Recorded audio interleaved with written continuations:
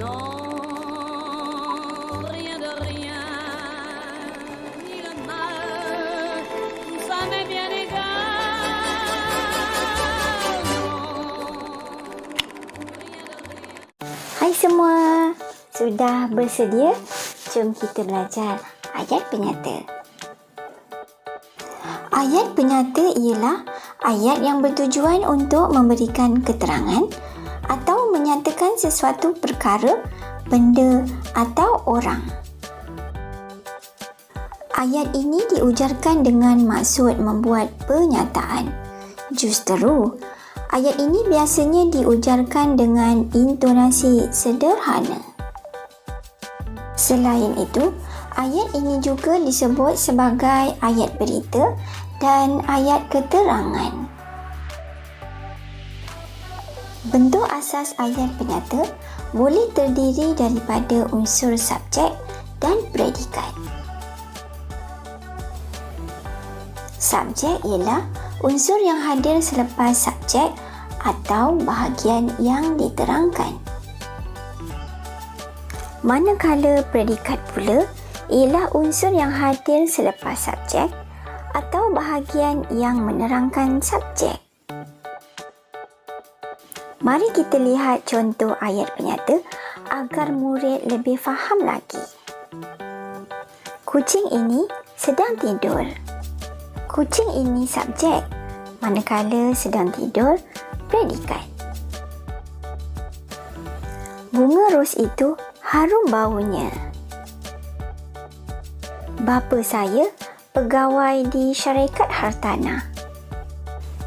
Pastikan ya, setiap ayat penyata mestilah diakhiri dengan tanda baca noktah. Kita lihat contoh ayat penyata yang seterusnya.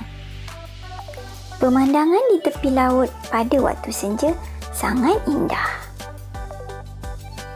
Udara di kawasan semula jadi sangat nyaman. Perlulah diingatkan, dalam ayat penyata tidak terdapat penggunaan kata tanya apa, siapa, mengapa, mana, kenapa, bagaimana dan sebagainya. Bagaimanakah hendak mengenal pasti ayat penyata? Senang saja. Ada tanda baca nota. Selain daripada itu, tidak boleh. Oleh itu, semua ayat yang mempunyai kata tanya dan ayat seruan bukan ayat penyata. Selain itu, ayat perintah juga bukan ayat penyata. Contoh ayat tanya iaitu siapakah nama kamu? Contoh ayat seruan, amboi, cantiknya baju kamu. Contoh ayat perintah, tolong senyap. Ketiga-tiga ayat ini bukan ayat penyata. Dalam perbualan, terdapat juga ayat penyata yang mengandungi kata nafi tidak dan bukan. Mari kita lihat contoh ayat penggunaan kata nafi dalam ayat penyata.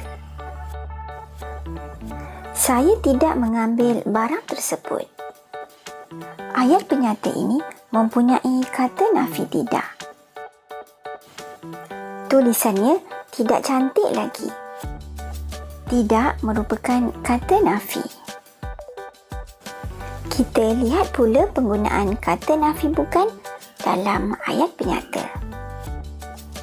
Rumahnya bukan di Pulau Pinang. Bukan merupakan kata nafi. Baiklah murid-murid, sampai jumpa lagi. Bye.